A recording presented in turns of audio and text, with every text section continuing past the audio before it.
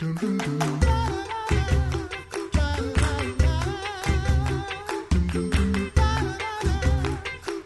back to the Coffee Hour. I'm Andy Bates. I'm Sarah Gulseth.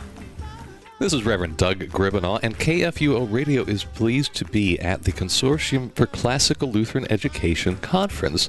Today I am being joined by Cheryl Swope, who is the co-creator of the Simply Classical curriculum and also volunteers on the CCLE board. So I want to welcome Cheryl. Would you introduce yourself briefly, and what has brought you to this world of classical education?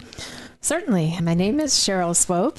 I came to Lutheranism about 30 years ago now with my husband. We had been married. We had gone through sort of a theological odyssey, exploring a lot of different things.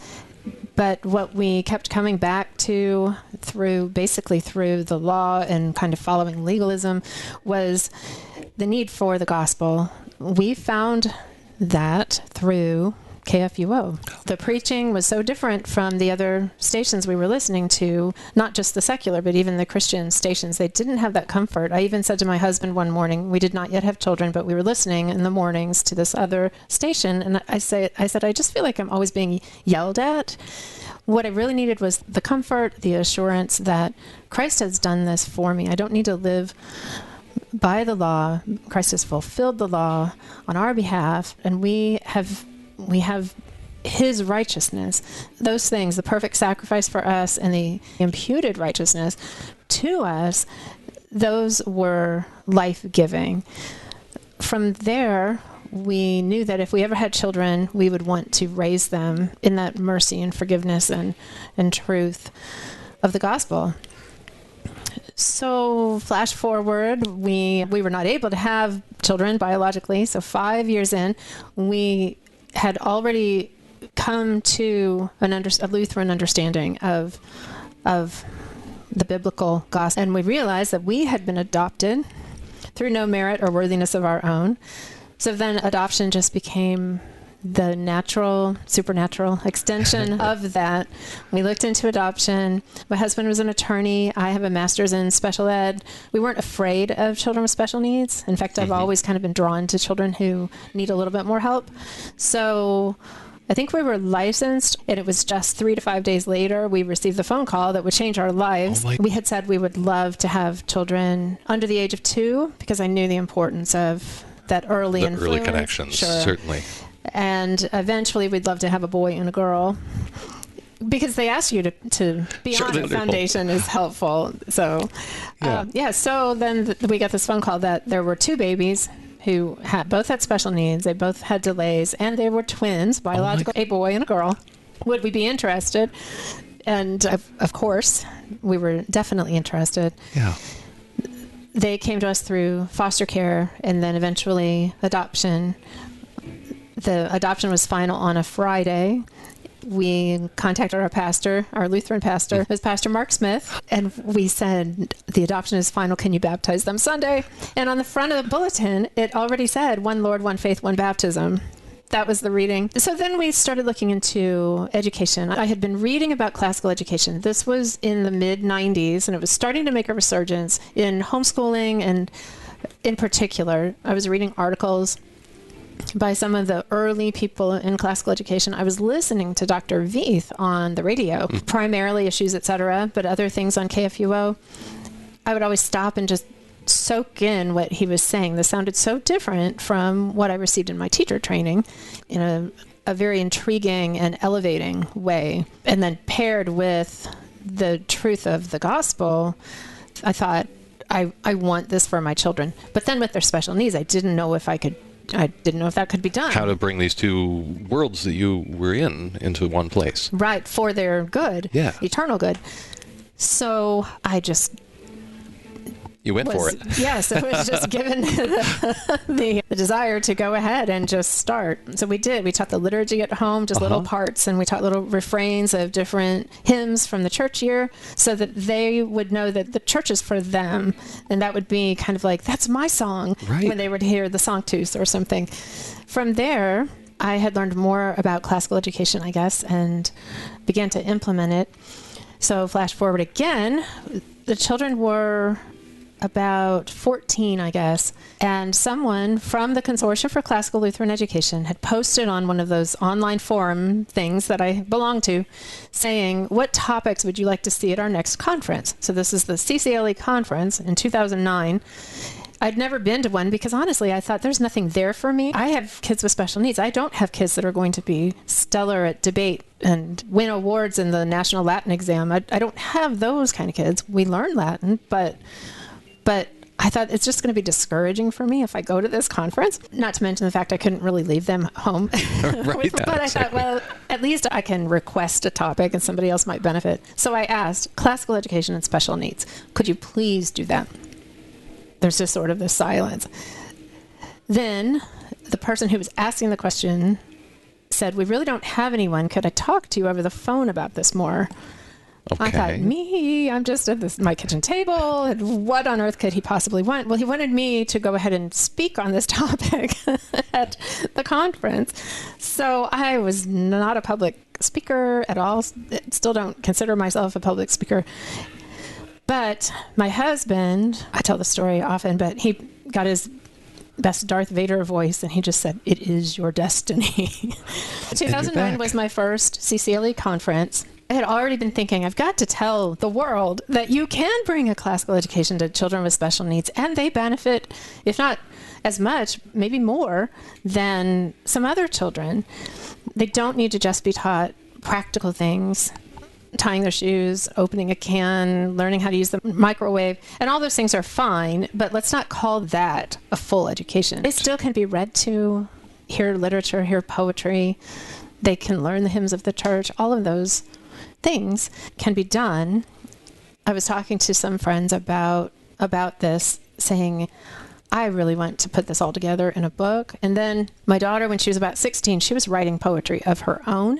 This is a child who had a language disorder when she came to us. Here she is writing original Christian poetry.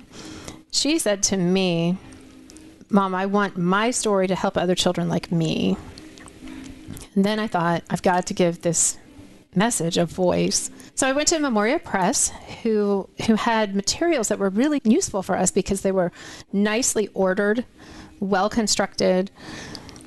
There were no cartoons. It wasn't flashy. It was just what was necessary to learn. A lot of repetition. I still had to put in more repetition, but my children really resonated with those materials. So I thought that would be a good home for this. The founder of Memoria Press, her name is Cheryl Swope.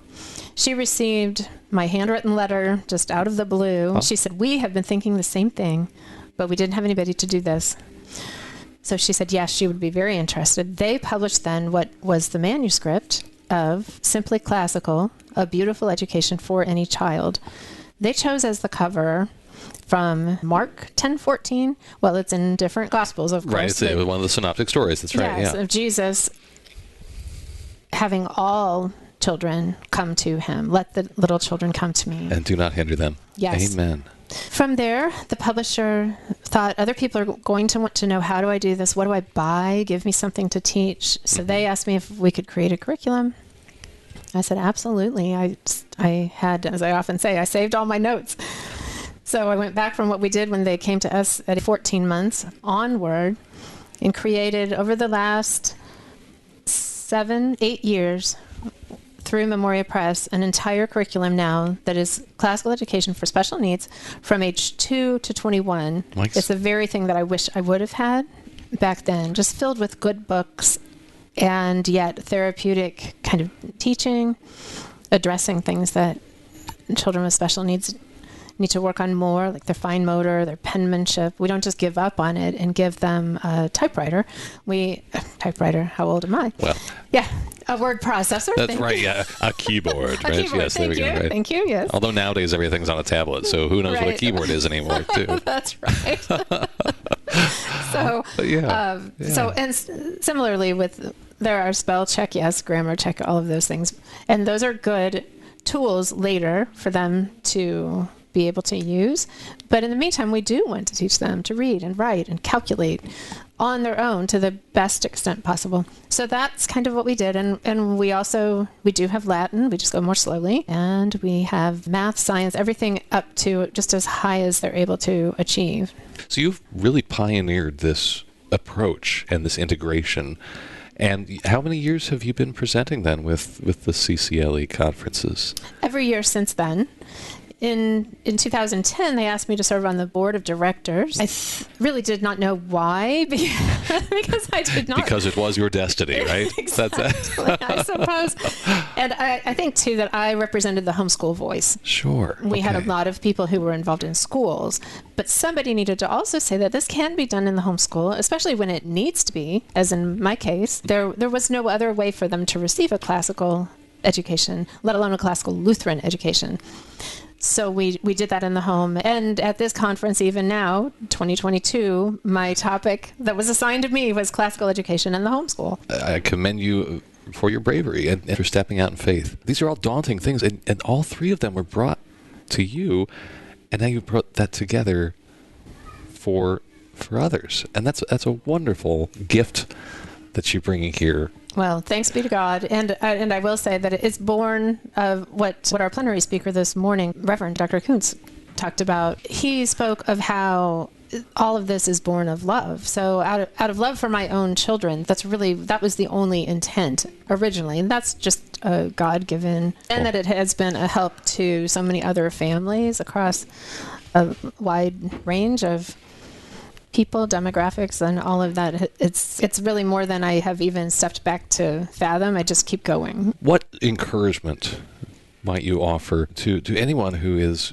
considering engaging in classical education, or has a child with special needs, or is even considering homeschooling? What sort of encouragement might you offer them? I think the best encouragement is that it's never too late. I have a lot of moms that come to me just with tears in their eyes saying, I wish we would have started when they were 18 months old. And believe me, I didn't know, of course, as much as I know now. There weren't as many resources then as there are now. You just start wherever you are. It could even be your last year or two in high school. But if you just pick up better books to read together than you would have otherwise, go to CCLE.org. There are so many free resources now. We have a curriculum resource guide that Melinda Heine and I put together. That is from infancy onward, and you just go wherever your children happen to be. You can find pre-vetted resources from a classical Lutheran understanding. If you open them up and start teaching, you're already way ahead of the game. You don't have to research ahead. You can just start. That's what I would say as an encouragement. And then for people who have children with special needs, simplyclassical.com. That's where you can find the book.